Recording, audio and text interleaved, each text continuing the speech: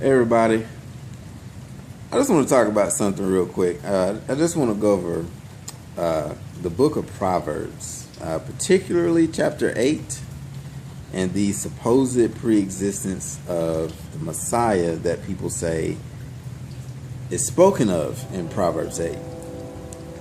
In Proverbs 8, basically the premise is because there is this lady wisdom that is spoken of. And it says that God possessed her as the first of his works. That she, and that's what I found funny is it's a she, but never mind that. She was the first of his works. She was by his side when during his deeds of old. Let me just go ahead and bring it up here real quick. Proverbs 8.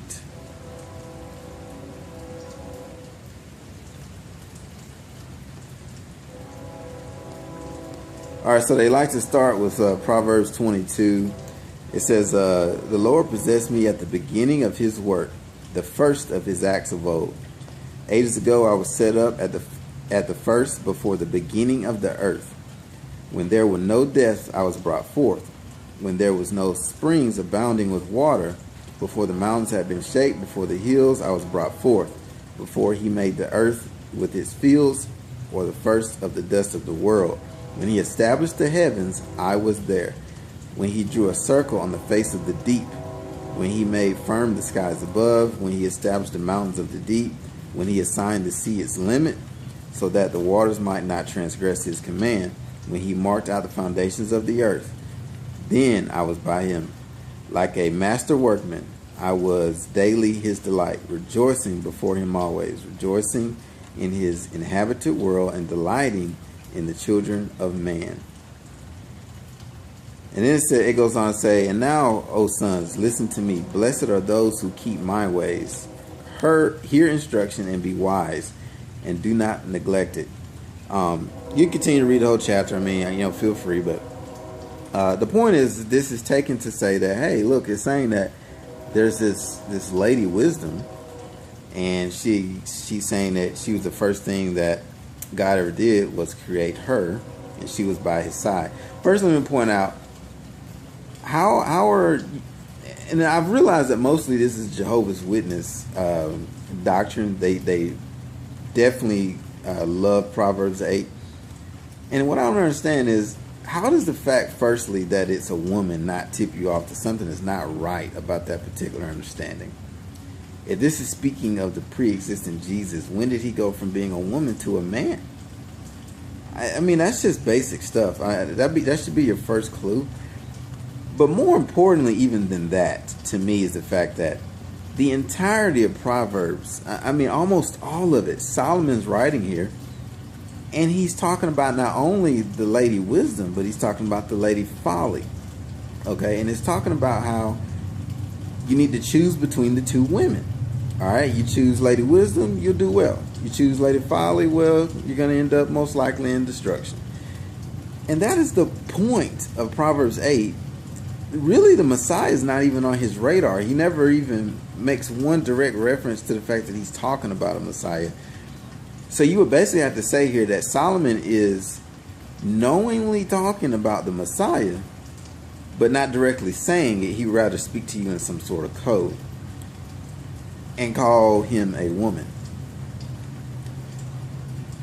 And I think also, you look at Lady Folly, I cannot understand how it's ignored that it's not only wisdom that's talked about in Proverbs. It's talking about two different personification or personality traits. It's not only talking about wisdom, but it's talking about folly. I want to bring up a commentary real quick. Not that I think commentaries are necessarily the proof all, but they do have a lot to offer in getting to a point kind of quickly here, because it kind of gathers all the scriptures together. But there's a commentary on this, and it says, in Proverbs chapters 1 through 9, Solomon spends a great deal of time telling us about the two different kinds of women, Dame Wisdom and Madam Folly. We have already learned from Proverbs chapter 1 that we must avoid the way of evil men. We must also be warned that the way of evil has its seductive women. In chapters 1 through 9, Solomon has much to teach us about the differences between the two kinds of women. In addition, we will find that these two women personify two ways, that way of wisdom and the way of folly. Let us listen carefully to the warnings of Proverbs concerning the wrong kind of woman. A contrast of character. The prominent theme of Proverbs chapters 1 through 9 is the contrast between Dame Wisdom and Madam Folly. In each chapter of this introductory section, we find either Madam Folly in chapters 2, 16 through 19, chapters 5, 1 through 14, chapters 6, 20 through 35, and Dame Wisdom, chapters 1, 20 through 33, 3, 13 through 18, 4, 5 through 9, and chapter 8, 1 through 36, or even both. All right, it talks about both of them at the same time in chapter 7 and 1 through 14, chapters 5 through 20, 7, 1 through 14, 5 through 27, chapters 9, 1 through 6, chapters 13 through 18. Both the way of wisdom and the way of folly are personified by women. This should be especially relevant in light of the father-to-son instruction which is given in Proverbs. If there is one thing a father should teach his son, it is the kind of woman to pursue and the kind of woman to avoid. Dame Wisdom and Madam Folly are literary tools to teach the young man a lesson on two levels, the literal and the metaphorical. All right, so I can go on and read more and more, but it's on that theme. The whole thing in this commentary is comparing wisdom and folly. It's comparing how the two are going to have to be chosen. You have to figure out which one or which way of life are you going to live. You're going to live the foolish life, or you're going to live the wise life. And it's represented in two women that you're choosing, and that's the idea that Solomon's getting at here. And I think it's kind of fun because of Solomon's situation and things that happened to him. It doesn't surprise me that he wrote this. Now, all of that. How can you ignore all of that context? Ignoring the woman folly, ignoring all the passages about the woman folly, and then try to isolate the woman wisdom and then say that's a pre-existent Jesus, okay, who was a man again, and even though wisdom is a woman, how do you get by ignoring that? Because that's basically what I have to do in order to believe that Proverbs chapter 8 is about a pre-existent Christ. I would have to ignore Madam Folly. I have to act like she doesn't exist and just not even care about that, okay, in order to support a doctrine that's talking about a pre-existent Christ. And I just think that that's quite foolish. Let's look at Proverbs chapter 14, okay, even more context. Chapter 14 verse 8, the wisdom of the prudent, so there's wisdom again, the wisdom of the prudent is to discern his way, but the folly of fools is deceiving. So we have wisdom and folly being spoken of in the exact same verse, in the same breath, within the same pen stroke, okay? I mean, Solomon doesn't even have to put more ink in his pen. I don't know what they were writing with at the time, but in order to write that passage, he's doing it all at the same time. He's literally talking about the same thing at the same time. How can you ignore that in order to prop up some doctrine that Proverbs 8:22 is about a pre-existent Christ? To me, this is one of the worst exegesis, if you want to call it that. It's definitely eisegesis I've ever seen. I find that crazy. It's like I say, when you're doing that, whoever is out there believing Proverbs 8 is about a pre-existent Christ, you flat out don't care about the fact that it's talking about Madam Folly. I'm just going to say you really just don't care. Because there's no way you can care about Madam Folly and continue to promote wisdom as being the pre-existent one. Because what you're saying is wisdom is the pre-existent Jesus. And folly's personification. That's what you're saying, and it's inconsistent. You won't consistently understand them both together. You won't apply one understanding to both.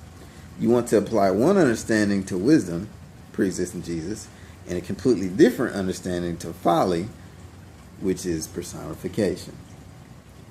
And I think that's just ridiculous. I'm sorry. I mean, no disrespect to whoever's believing that, but really consider that. Like, this should give you pause. Is Proverbs 8 really speaking of the pre-existent Messiah? Is Solomon even thinking about the Messiah right there? Is it even on his radar? Is that even something that's on his mind? Is he, in this passage, trying to tell you that Christ pre-existed? Or is he writing poetry in order to beautifully get across a point that you're going to have to choose between these two personality traits in life? And how you choose is going to directly affect you. Okay? So yeah, it says that God possessed wisdom as the first of his works. Very simply understood, God's always been wise. It's the first thing he ever did was to become wise. Alright, yeah, he existed eternally, I get it. But it's all a metaphorical thing. Alright, it's saying that through wisdom, God created all things. That's why wisdom was by his side when he laid the heavens. Wisdom is the avenue by which he created because he's just wise like that. Okay, and that's what that's all about. There's no reason to inject a pre-existent Messiah into this passage. It's just not there. And it's okay. It's completely okay. It doesn't change the gospel. It doesn't change anything just because that is not about a pre-existent Christ. So I'll conclude with that. I don't want to make the video too long, but that's just kind of a generalization. You know, I wanted to go over Proverbs 8. But just keep that in mind. Two personifications going on there. And Solomon is not trying to tell you that Christ pre-existed in chapter 8. He's just not. If he wanted you to think that, he'd have said that. If he had a Messiah on his mind, then he would have said so. And that's the real kicker to the whole thing. So just let it be what it is. Wish everybody the best. Shalom.